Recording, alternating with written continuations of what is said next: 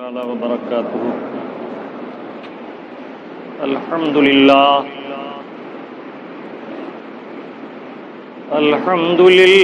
الملک الوہاب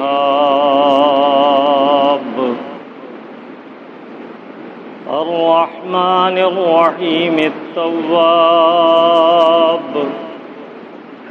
لا نظیر له ولا مثیل له ولا مثال له ولا جواب، والصلاة والسلام على نبيه وحبيبه الانتخاب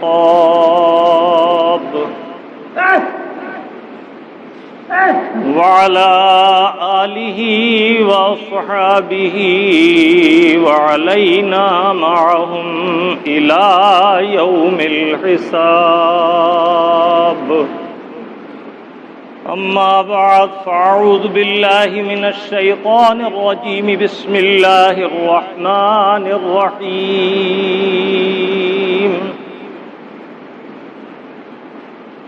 كل نفس ذائقة الموت، صدق الله المولانا العظيم، وصدق رسوله النبي الأمين الكريم، ونحن على ذلك ما قال من الشاهدين والشاكرين، والحمد لله رب العالمين۔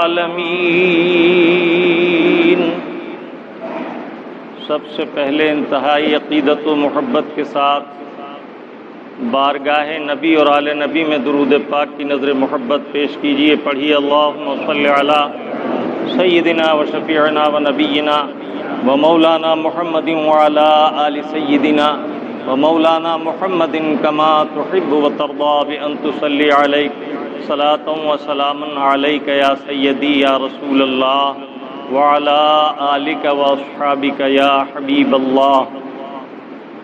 ایک مرتبہ اور والہانہ انداز میں دہرائیں، صلی اللہ علی النبی الامی والہ صلی اللہ علیہ وسلم صلاۃ و سلام علیک یا سیدی یا رسول اللہ وعلی آلک و اصحابک یا حبیب اللہ۔ حبیبی یا رسول اللہ، فرش والے تیری شوکت کا علو کیا جانے، فرش والے تیری شوکت کا علو کیا جانے، خسرواش پہ اڑتا ہے پھریرا تیرا، کرم سب پر ہے کوئی ہو کہیں ہو۔ حبیبی یا رسول اللہ، کرم سب پر ہے کوئی ہو کہیں ہو، تم ایسے رحمت للعالمین ہو۔ ایک بار پھر درود پاک دہرائیں، صلی اللہ علی النبی الامی والہ صلی اللہ علیہ وسلم صلاۃ و سلام علیک یا سیدی یا رسول اللہ وعلی آلک و اصحابک یا حبیب اللہ۔ خطبہ مسنونہ کے بعد قرآن کریم فرقان حمید کی ایک مختصر آیت طیبہ تلاوت کرنے کا شرف حاصل کیا۔ آپ کا پیارا رب عز و جل اس آیت طیبہ میں ارشاد فرما رہا ہے، کل نفس ذائقۃ الموت، ہر جاندار کو موت کا مزہ چکھنا ہے۔ کچھ دیر اس آیت طیبہ سے اکتساب فیض کریں گے۔ اللہ رب العزت مجھے اور آپ کو حق کہنے، حق سننے، حق پر استقامت کے ساتھ عمل کی توفیق عطا فرمائے۔ منظور ہے اس بزم میں اصلاح مفاسد، منظور ہے اس بزم میں اصلاح مفاسد، نشتر جو لگاتا ہے وہ دشمن نہیں ہوتا۔ ہر ذی روح کو موت کا مزہ چکھنا ہے، یہ ایک یقینی امر ہے۔ دنیا میں بے شمار امور ہیں، ہر امر میں اختلاف پایا جاتا ہے، لیکن موت ایسا مسئلہ خاص ہے کہ اس پر کسی کو کوئی اختلاف نہیں۔ ہزاروں آن بان شان والے افراد دنیا میں آئے، اور دنیا چونکہ گزشتنی ہے اس لیے اپنے اپنے وقت کو پورا کر کے دنیا سے رخصت ہو گئے۔ جسے اللہ تعالیٰ عز و جل نے پیدا فرمایا اسے موت کا مزہ چکھنا ہے۔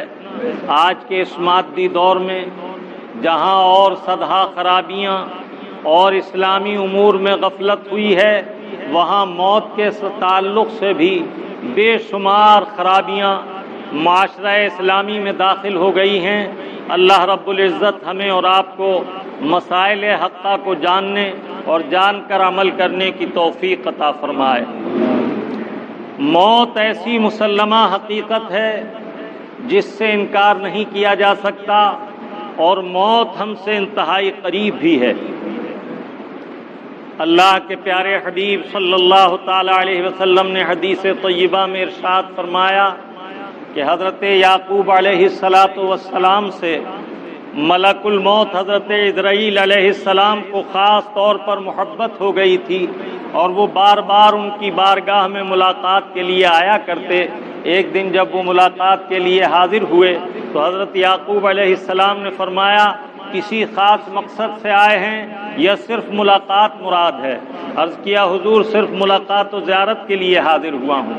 اس حدیث طیبہ سے جہاں یہ معلوم ہوا کہ ملک الموت کا زمین پر آنا جانا کثرت کے ساتھ ہے، اور بعض اللہ کے بندوں سے انہیں خصوصی شغف اور قربت بھی رہی ہے، وہاں یہ بھی معلوم ہوا کہ اللہ کے محبوب بندوں میں خاص کر انبیاء کرام رسولان اعظام کو یہ شرف حاصل ہے کہ ملائکہ ان کی بارگاہ میں حاضری دیتے ہیں، اور ان کی بارگاہ میں حاضر ہو کر جو یہ معلوم کرتے ہیں وہ جواباً عرض بھی کرتے ہیں، اور جیسی ضرورت ہوتی ہے ویسا یہ حضرات ان سے گفتگو فرماتے ہیں۔ حضرت یعقوب علیہ السلام نے فرمایا کہ جب تم ملاقات کے لیے آئے ہو تو میں ایک بات کہتا ہوں، جس وقت میری موت کا وقت قریب آئے تو مجھے کچھ پہلے سے اس کی اطلاع دینا۔ عرض کیا حضور یہ تو یقینی امر ہے، اور انبیاء کرام علیہم السلام کو اطلاع بھی دی جاتی ہے، ان سے انقباض روح کی اجازت بھی لی جاتی ہے۔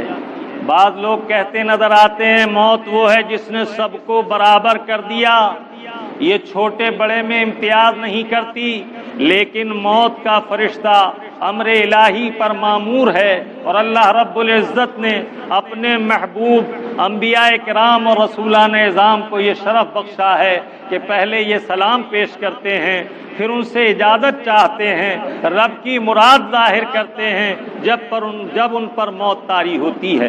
اللہ کے حبیب صلی اللہ تعالی علیہ وسلم نے فرمایا کہ یعقوب علیہ السلام کے اس ارشاد پر انہوں نے جواب دیا کہ میں آپ کے پاس، آپ تو اللہ کے نبی ہیں، اس کے محبوب ہیں، میں آپ کی بارگاہ میں حاضر ہوتا ہوں، ضرور آپ کو اطلاع دی جائے گی، لیکن میں ایک بات عرض کروں، ہر مرنے والے کے پاس میں 3 قاصد بھیجتا ہوں، اس سے پہلے میں نہیں آتا۔ فرمایا وہ 3 قاصد کون سے ہیں؟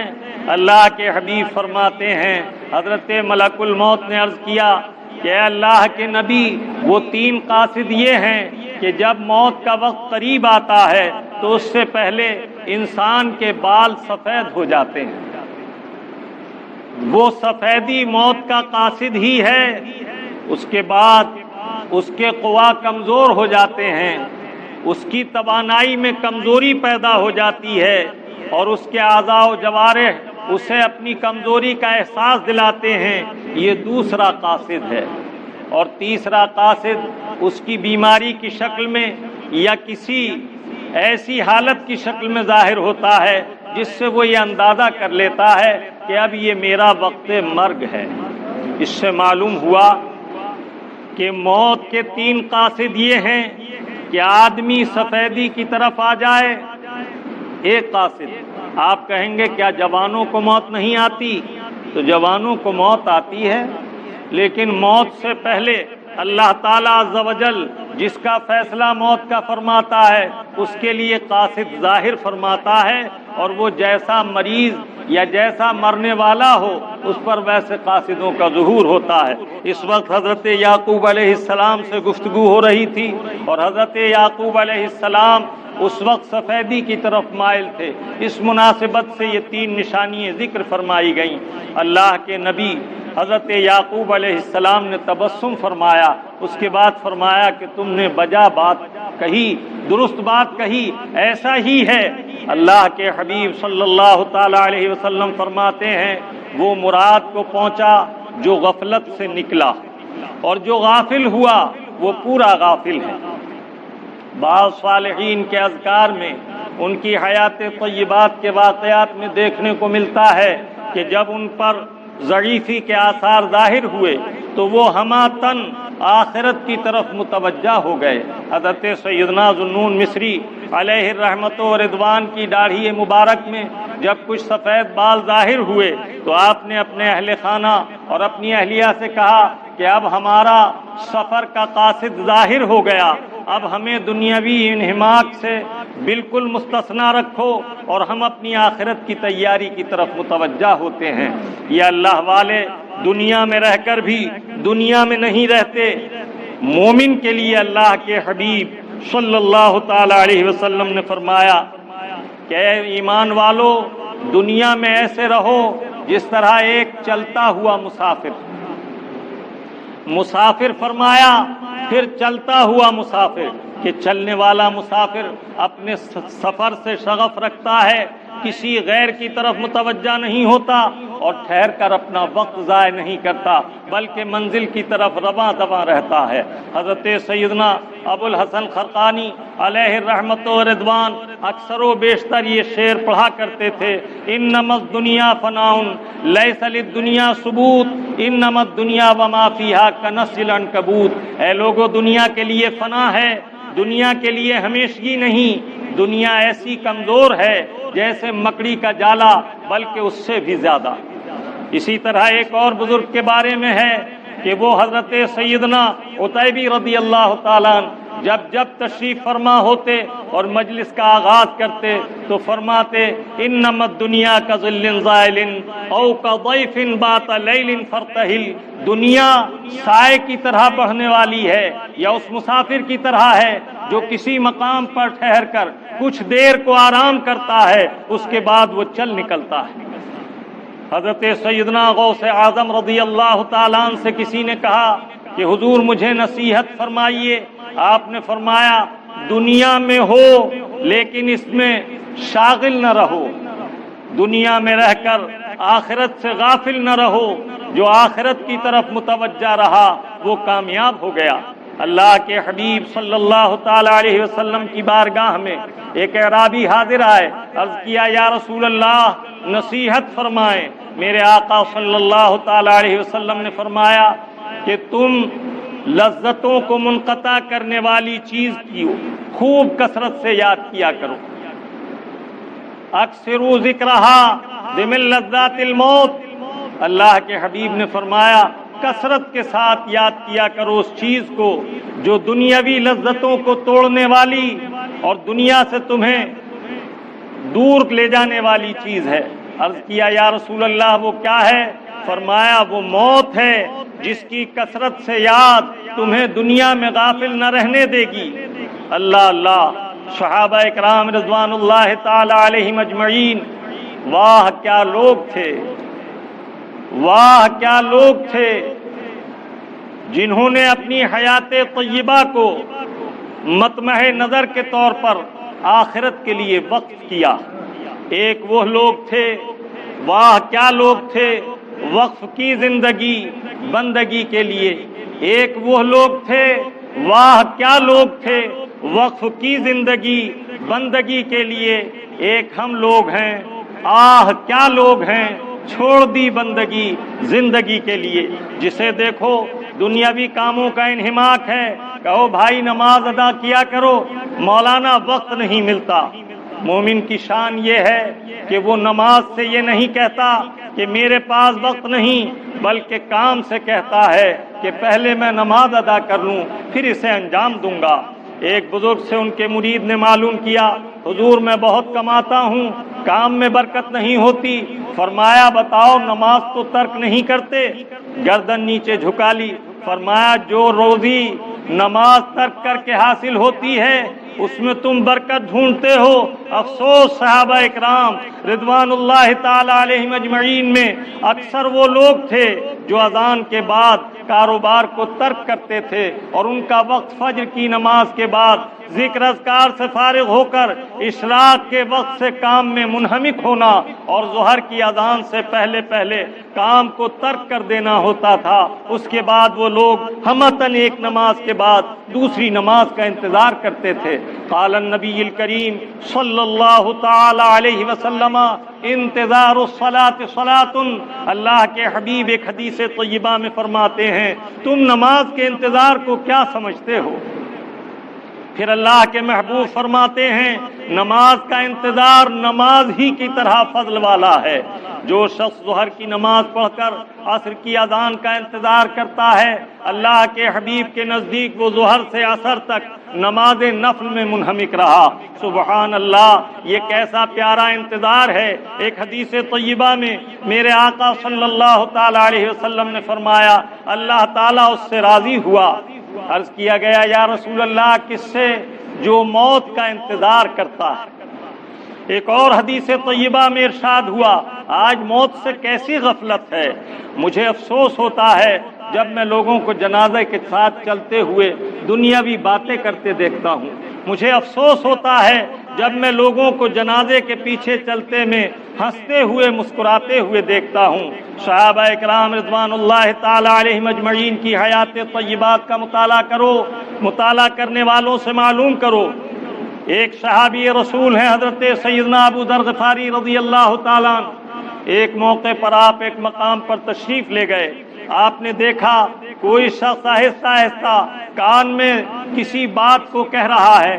آپ اس کی طرف متوجہ ہوئے اور آپ نے فرمایا یہ وقت ذکر اور فکر کا ہے، یہ وقت ذکر اور فکر کا ہے۔ پھر اس کے بعد ارشاد فرمایا خدا کی قسم جس کے قبضہ قدرت میں ہماری جان ہے، رسول اللہ ہمارے درمیان جلوہ فرما تھے اور ہم میں سے کسی کا انتقال ہوتا اور جب ہم وہاں جاتے تو لوگوں کو ہم سربگریباں سر جھکائے ہوئے روتا ہوا پاتے تھے اور یہ اندازہ لگانا مشکل ہوتا تھا کہ اس میں صاحب خانہ کون ہے، ہم تعزیت کس سے کریں۔ اس سے اندازہ لگائیے کہ موت اہل اللہ کے نزدیک کیا ہے۔ میرے آقا صلی اللہ تعالی علیہ وسلم سے کسی نے عرض کیا یا رسول اللہ کوئی ایسا خوش نصیب بھی ہے جس کو اللہ تعالیٰ قیامت کے دن بغیر شہادت کے شہیدوں کے زمرے میں اٹھائے اور اللہ تعالیٰ اسے شہداء کے ساتھ حشر فرما کر جنت میں داخل فرما دے؟ میرے آقا نے ارشاد فرمایا کہ ہاں وہ خوش نصیب ہے جو ہر دن 20 مرتبہ موت کو یاد کرتا ہے۔ کتنی مرتبہ؟ 20 مرتبہ۔ اگر آپ نماز کے لیے آتے ہیں اور نماز کے لیے آنے میں آپ نے 4 مرتبہ موت کو یاد کیا، نماز کے قیام کے وقت دل میں ارادہ کیا کہ یہ وہ نماز ہے کہ قیامت میں سب سے پہلے اللہ تعالیٰ موت کے بعد اسی کی پرسش فرمائے گا، یہ وہ نماز ہے جس سے قبر میں نور ہوگا، یہ وہ نماز ہے جس سے ہماری رزق اور روزی میں برکتیں ڈالی جاتی ہیں، یہ وہ نماز ہے جس کی برکت سے اللہ تعالیٰ مریضوں کو شفا و صحت عطا کرتا ہے۔ لو 4 فضیلتیں آپ نے نماز کی سوچی اور ہر ایک کا تعلق موت سے جڑا ہوا ہے تو گویا 4 بار موت کو یاد کر لیا، 5 نمازوں میں 20 بار یاد کر لیا اور یہ فضیلت حاصل ہو گئی کہ اللہ تعالیٰ شہداء کرام کے ساتھ حشر فرمائے اور شہیدوں کے زمرے میں داخل فرما دے۔ سبحان اللہ و بحمدہ، سبحان اللہ العظیم و بحمدہ، استغفر اللہ۔ مومن کی شان یہ ہے کہ وہ مومن کا خیر خواہ ہوتا ہے، مومن کی بدخواہی کرنے والا، برا چاہنے والا یہ غور کرے کہ اس کے ایمان میں کمزوری ہے، اس میں نفاق کی علامتیں ہیں، انہیں پہچانے اور ان کی اصلاح کرے۔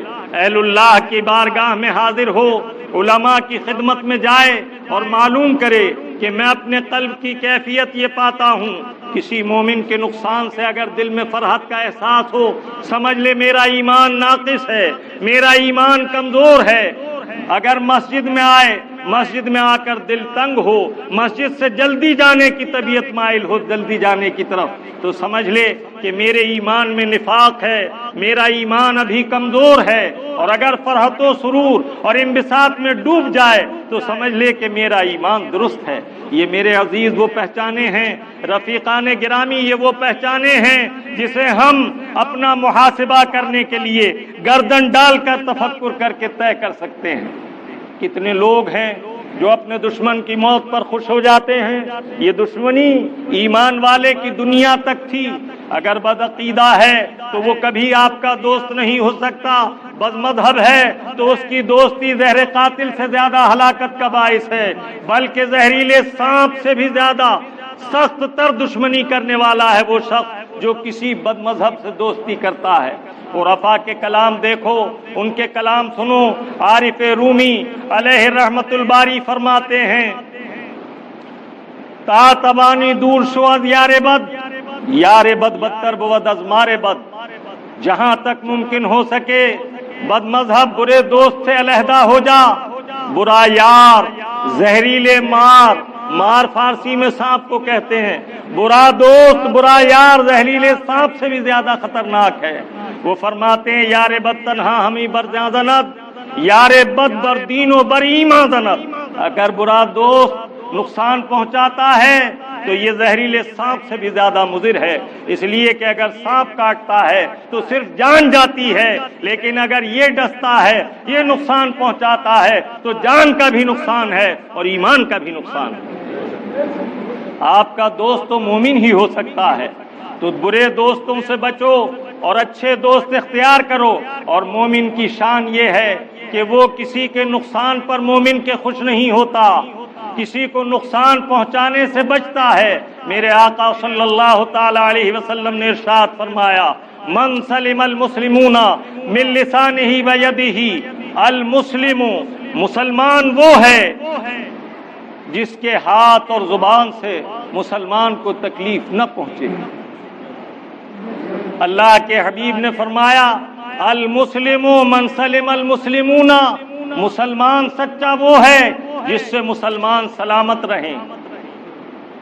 من سلم المسلمون باللسانہ، اس کی زبان سے بھی سلامت رہیں، وَيَدِهِ، اور اس کے ہاتھ سے بھی سلامت رہیں۔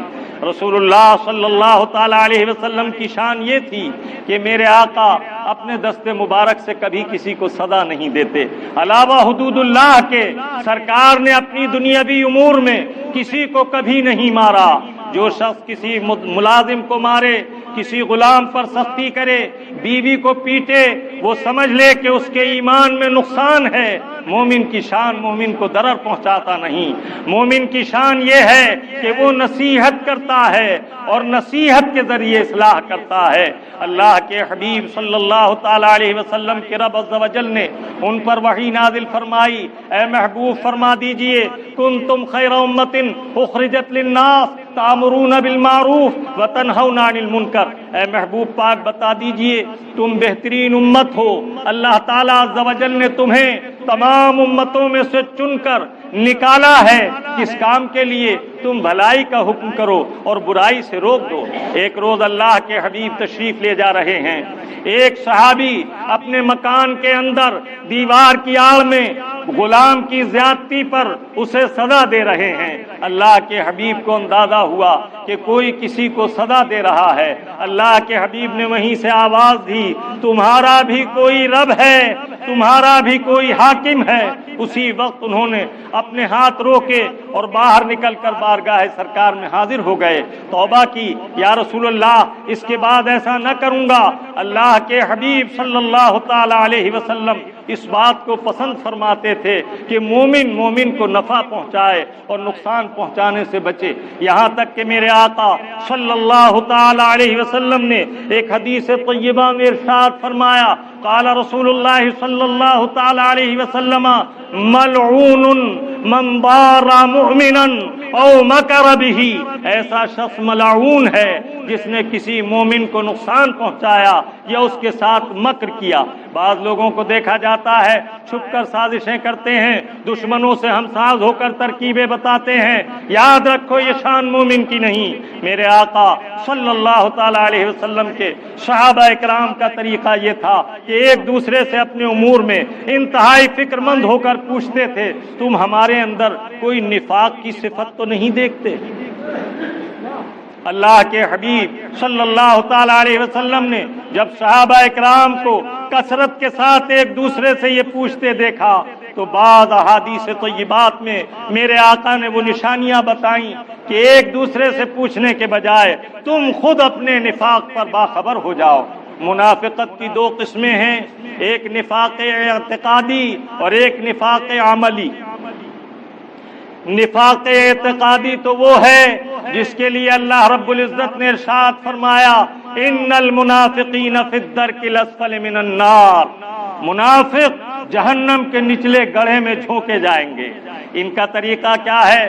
جب یہ مومن کی بات سنتے ہیں تو اس کی تصدیق کرتے اور سر ہلاتے ہیں، جب کسی مرتد کی بات سنتے ہیں، بے دین و بد مذہب کی بات سنتے ہیں، اس کے ساتھ بھی ہاں میں ہاں ملاتے اور سر ہلاتے ہیں۔ ایسے لوگ منافق ہیں۔ یہ اعتقادی منافق جہنم کے نچلے گڑھے میں جائیں گے۔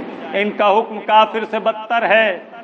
کافر کی بہت قسمیں ہیں، ان میں ایک بدترین قسم منافقین کی بھی ہے۔ اس کا سورہ منافقون میں ذکر فرمایا گیا۔ اللہ کے حبیب صلی اللہ تعالی علیہ وسلم نے دوسرا منافق بتایا، عملی منافق۔ عملی منافق کون ہے؟ کہ زبان سے کچھ کہتا ہے، عمل درآمد کچھ کرتا ہے، وعدہ کچھ کرتا ہے، وعدے کے خلاف کرتا ہے، اور اس کی بہت سی پہچانیں منافق عملی کی اللہ کے حبیب صلی اللہ تعالی علیہ وسلم نے حدیث طیبہ میں بیان فرمائی۔ یہ منافق عملی وہ ہے جو عملی طور پر فاسق کہلائے گا، جیسے گالیاں دینا نفاق ہے عملی۔ اللہ کے حبیب صلی اللہ تعالی علیہ وسلم نے ارشاد فرمایا سباب المسلم فسق، اور سب سے بدترین بات وہ ہے کہ جو زبان سے نکلے اور زندہ یا مردے کو ایذا کا باعث ہو۔ آج کل اکثر دیکھا جاتا ہے کہ موت کے آثار ظاہر ہو گئے ہیں اور لوگ اسے اسپتال کی طرف لے کر بھاگتے ہیں۔ کسی صالح، کسی اللہ والے، کسی مرد مومن کی نگاہ سے اسے دکھاؤ کہ مرد مومن کی نظر وہ ہے کہ اللہ کے حبیب فرماتے ہیں اتقوا فراست المؤمن لأنہ ينظر بنور الایمان، ایمان والے مومن کی فراست سے ڈرو اس لیے کہ وہ اللہ کے نور سے دیکھتا ہے، ایمان کے نور سے دیکھتا ہے، تو وہ تمہیں بتائے گا کہ یہ وقت اس کے پاس ذکر اذکار کا ہے۔ جیسے ہی موت کے آثار ظاہر ہوں اللہ کے حبیب فرماتے ہیں اس کے ہاتھ پاؤں سیدھے کر دو، ممکن ہو سکے تو اسے داہنی جانب قبلہ رو کروٹ دلا دو، ایسا بھی نہ ہو تو اس کا چہرہ کعبے کی طرف کر دو، اور اگر اس میں بھی اسے تکلیف ہو تو چت لیٹنے دو، ہاتھ پاؤں سیدھے کر دو، اور جیسا ہی تریان انقباض روح کا تریان ہو، روح قبض کی جانے لگے اور اس کے چہرے کے تاثر سے ظاہر ہو تو اس وقت اس کے پاس ذکر اذکار کرو۔ حائضہ نفسا جس کا بھی حیض یا نفاس منقطع نہیں ہوا، وہ مریض کے ایسے پاس جو نزاع کے عالم میں ہو آ سکتی ہے، لیکن اگر اس کا حیض سے فارغ ہو گئی اور غسل نہیں کیا ہے، نفاس والی نفاس سے فارغ ہو گئی غسل نہیں کیا ہے، یا کوئی مرد جنوبی ہے غسل نہیں کیا ہے، وہ اس ایسے وقت میں اس سے دور رہے۔ مکان میں دیکھو کوئی تصویر ہو اسے فوراً نکال دو۔ یہ سب خیال اس لیے میرے دل میں آیا کہ متعدد لوگوں نے اس ہفتے میں اس طرح کے سوالات کیے جن کے بارے میں یہ سوچنا بعید ہے کہ ایک مسلمان اس بارے میں کچھ نہیں جانتا۔ تعسف ہے۔ ایمان والوں کی شان یہ ہے کہ وہ باریک مسائل جو خود نہیں جان سکے ہیں علماء سے پوچھیں، اور آج کا حال تو یہ ہے کہ وہ باتیں جو ظاہر ظہور ہر مسلمان کو جاننا ضروری و لازمی ہیں ان میں بھی غفلت ہے۔ جب مریض کو دیکھو کہ اب اس کا سانس اکھڑنے لگا ہے یا سینے تک روح آ گئی ہے تو شروع ہی سے جیسے ہی انقباض روح کا عمل شروع ہو اتنی آواز سے کہ نہ اس پر گراں ہو، نہ ایسی کم آواز کہ وہ سن نہ سکے، اس کے پاس کلمہ طیبہ پڑھو، لا الہ الا اللہ محمد رسول اللہ، اشہد ان لا الہ الا اللہ واشہد ان محمدا عبدہ ورسولہ، بار بار پڑھتے رہو، تلقین کرتے رہو، یہاں تک کہ وہ بھی سن کر پڑھنے لگے۔ جب اس کی زبان پر کلمہ جاری ہو جائے تو ٹھہر جاؤ، یہ نہ کہو کلمہ پڑھو کلمہ پڑھو، مبادا وہ موت کی سختی میں کچھ غلط جملہ کہہ بیٹھے۔ آپ خود پڑھتے رہو یہاں تک کہ وہ پڑھنے لگے۔ جب روح قبض ہوتی ہے آخر وقت میں ایک چہرے پر ہلکا سا ہلنے جیسا جھٹکا محسوس ہوتا ہے، اور مومن کی چہرے کی شان یہ ہوتی ہے کہ ایک لمعہ نور اس کے چہرے پر چمکتا ہے۔ اس وقت سمجھ لو کہ اب روح قبض ہو گئی۔ اس کے ہاتھ پاؤں اچھی طرح سیدھے کرو، آنکھ پر ہلکے سے ہاتھ رکھ کر آنکھیں بند کر لو، کچھ دیر ہاتھ رکھے رہو تاکہ آنکھیں دوبارہ کھل نہ جائیں۔ ایک چوڑی پٹی لے کر جبڑے کے نیچے سے سر کے اوپر اس طرح کھینچ کر باندھ دو کہ دونوں لب مل جائیں، مبادا منہ کھلا نہ رہ جائے۔ اس بات کا خیال رکھو کہ کوئی تکلیف میت کو نہ پہنچے۔ ملتانی مٹی تقریباً آدھا کلو گیلی کر کے بھگو کر جلدی تیار کرو، اور اسے ایسا نم کر لو کہ وہ رکھنے میں تکلیف بھی نہ دے، اور وہ پیٹ پر کسی کپڑے میں لپیٹ کر رکھ دو تاکہ پیٹ پھولنے کا احتمال نہ رہے۔ جن کے پیٹ بہت ہلکے اور پتلے ہوں ان پر یہ رکھنے کی ضرورت نہیں۔ اس کے بعد غسل اور کفن کی تیاری کرو، دفن کی تیاری کرو، اور جو لوگ اس وقت وہاں موجود رہیں جب تک نہلانے کو لے جائیں وہ ذکر اذکار کر سکتے ہیں۔ میت کا بدن ہلکے کپڑے سے ڈھک دو، مکھیاں نہ بیٹھنے دو، تیز ہوا نہ چلاؤ، ہلکی ہوا سے جس سے مکھی اور کیڑے مکوڑے نہ بیٹھیں، اڑ جائیں، ایسے کپڑے سے ڈھک دو، اور اللہ کا ذکر کرتے رہو، سبحان اللہ، الحمدللہ، لا الہ الا اللہ۔ اور حدیث طیبہ میں وارد ہوا افضل الذکر لا الہ الا اللہ محمد رسول اللہ، سب سے بہترین ذکر کلمہ طیبہ ہے، اس کا ورد کرتے رہو۔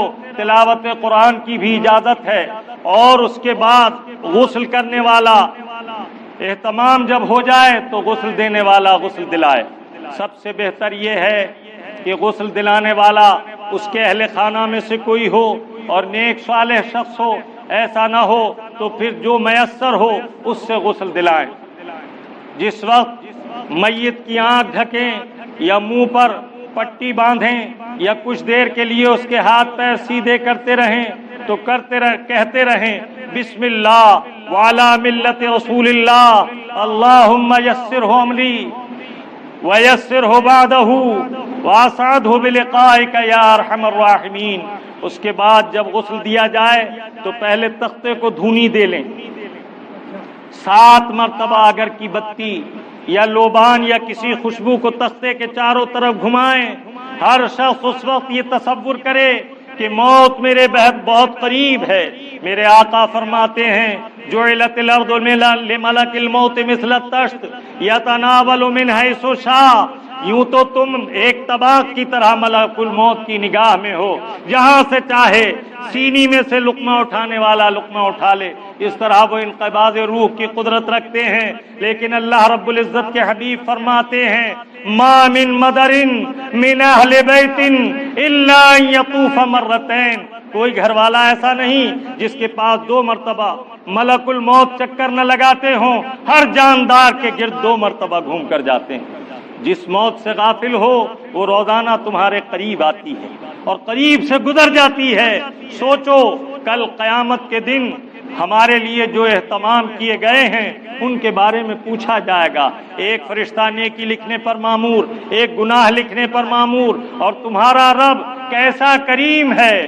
واللہ لطیف بعبادہ، اللہ اپنے بندوں کے لیے بہت مہربان ہے جس کی کوئی حد نہیں۔ مہربانی کی ایک جھلک اس سے دیکھو کہ ایک شخص گناہگار ہے، بیمار ہو گیا، اب وہ توبہ کر رہا ہے، اللہ رب العزت اس کی توبہ کو سنتا ہے اور اس کی توبہ قبول فرماتا ہے۔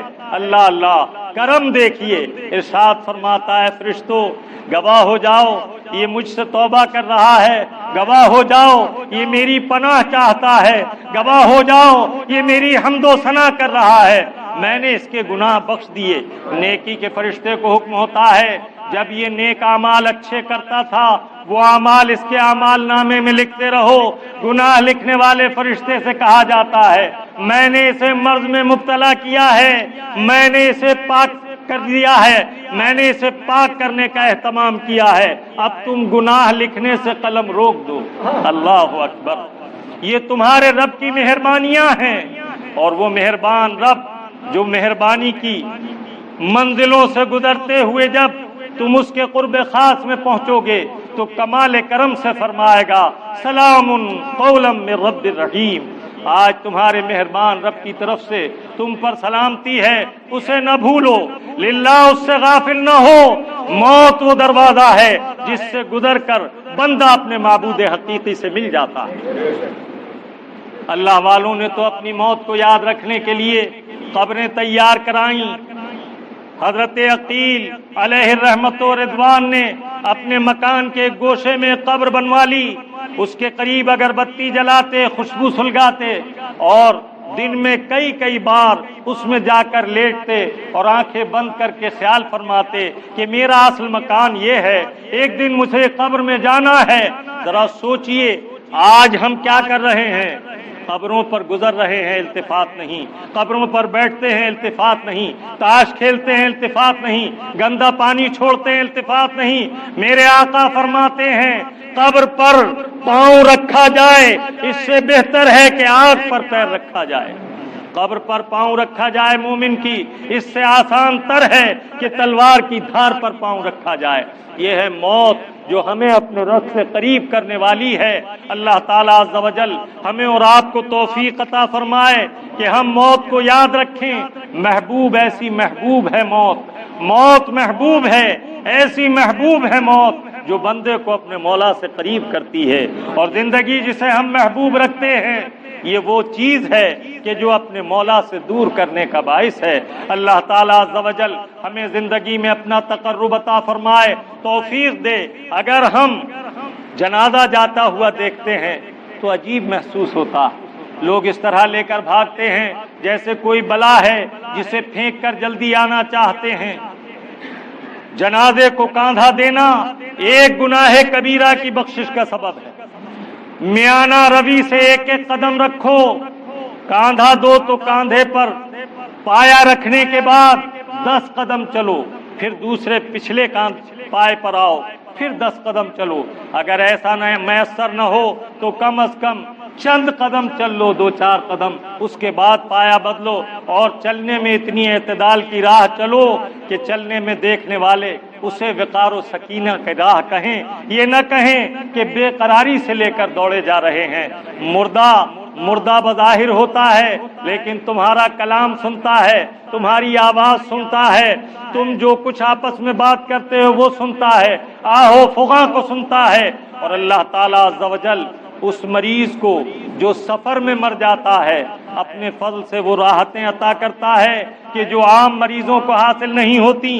اللہ کے حبیب کا ارشاد ہے حدیث طیبہ میں، میرے آقا فرماتے ہیں اگر مسافر سفر میں مرتا ہے اور وہ یہ احساس کرتا ہے کاش اس وقت میرے بچے، میری بیوی، میرے ماں یا میرا باپ میرے قریب ہوتا، وہ مجھ پر افسوس کرتا یا میری کوئی خدمت کرتا، اللہ تعالیٰ عز و جل اس کی اس آرزو کو غریب الوطنی میں، مسافرت میں اس طرح پورا کرتا ہے کہ فرشتوں کو ماں باپ کی شکل میں، اس کی اولاد کی شکل میں، حوروں کو اس کی بیوی اور ماں کی شکل میں بھیج دیتا ہے، جو اس کے لیے تسلی کا باعث ہوتے ہیں، اور انہیں دیکھ کر وہ مسرور ہوتا ہے، اور اس مومن کی اسی مسرت میں روح پرواز کر جاتی ہے۔ اللہ تعالیٰ عز و جل فرشتوں سے فرماتا ہے میں نے اسے ایسے وقت موت دی جب یہ اپنے گھر والوں سے دور تھا، عزیز و اقارب سے دور تھا، عزیزوں کی دوری کے رنج میں پریشان تھا۔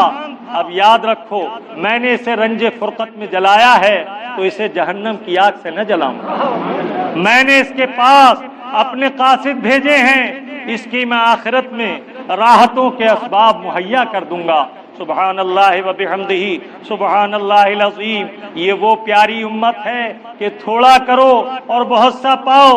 ان اللہ لا یضیع من احسن عملا، اللہ تعالیٰ اس کے اجر کو اکارت نہیں کرتا۔ ان اللہ لا یضیع اجر من احسن عملا، اللہ اس عمل کرنے والے کے عمل کے اجر کو ضائع نہیں کرتا جو بہتر طریقے سے عمل کرتا ہے۔ مسجدوں میں آؤ، دل لگاؤ۔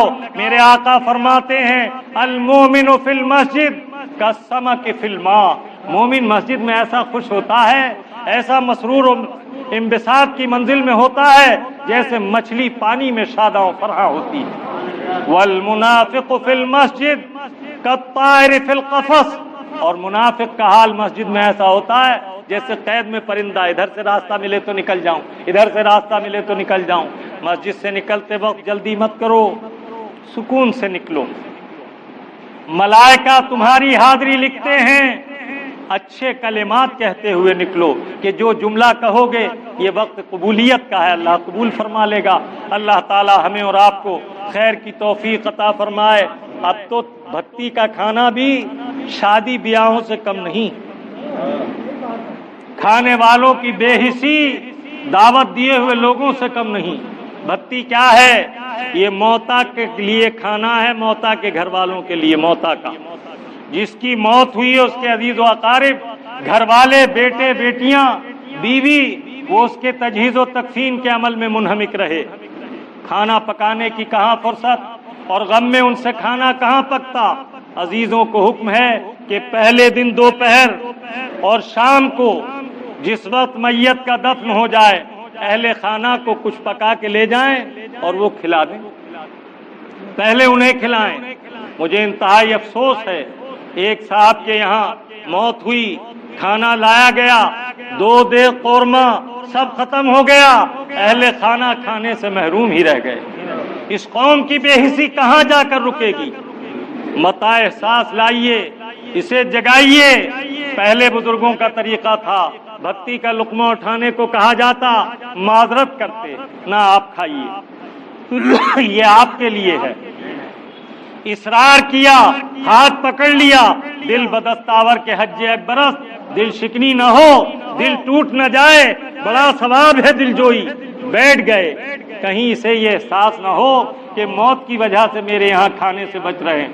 لقمہ 2 لقمہ لیا اور فوراً اٹھ کھڑے ہوئے، نہیں یہ آپ لوگ کھائیے، اپنے دور کے آئے ہوئے مہمانوں کو کھلائیے۔ آج اعلان ہوتا ہے سب لوگ کھانا کھا کے جائیں، ٹوٹ پڑتے ہیں۔ اگر بریانی ہے تو خوش ہو گئے، اور اگر کچھ اور ہے تو منہ بسک گیا۔ پہلے زمانے میں کھانا دیا جاتا تھا تو کہا جاتا تھا یہ بھکتی کا کھانا ہے، ذرا نمک کھول دینا۔ ارد کی کالی دال کی کھچڑی تیز نمک کی، وہ بھی بے توجہی میں اگر جل گئی تو حرج نہیں، تھوڑی سی پتیلی میں آتی تھی۔ یہ جو 3 دن کی بھکتی نکالی ہے یہ بدعت ہے، بدعت، مکروہ ہے، مکروہ۔ صرف پہلے دن کا کھانا لے سکتا ہے، دوسرے دن کا کھانا لینا کراہت ہے، مکروہ ہے۔ اور یہ جو دعوتیں چلی ہیں، یہ دعوت ہے ضرور آنا ہے، تو دعوت سرور کی ہوتی ہے، رنجور دعوت نہیں کرتا، خوشی میں دعوت کرو۔ اور یہ جو علماء اور مولویوں کی اور طلباء کی دعوت کرنے والے خاص 40ویں اور برسی کی دعوت کرتے ہیں، یاد رکھیں کہ انہوں نے کس دعوت میں بلایا ہے، کیسی دعوت ہے، ایسا ہی ان کا رب بھی معاملہ کرے گا۔ عقیقے اور ولیمے میں بھولتے ہو، 40ویں اور برسی میں یاد کرتے ہو۔ اللہ کے حبیب نے فرمایا لا یاکل طعامک الا الصالحون، تیرے کھانے کا کوئی لقمہ غیر صالح نہ کھائے، اس کا خیال رکھو۔ غریبوں کو بلاؤ، غریبوں کو دھتکارو مت، جو مفلس ہیں ان کے ہاں اگر وہ نہ آئے تو بھیج دو، لیکن دعوت کی رسم نہ بناؤ کہ کھانا تو یہ غم کا ہے، خوشی میں دعوت ہوتی ہے۔ اللہ تعالیٰ عز و جل ہمیں اور آپ کو مسائل حقہ سیکھنے، سکھانے اور سیکھ کر عمل کی توفیق عطا فرمائے۔ مولا کریم ہمیں سچا پکا مومن مسلمان بنائے۔ وما علینا الا البلاغ المبین۔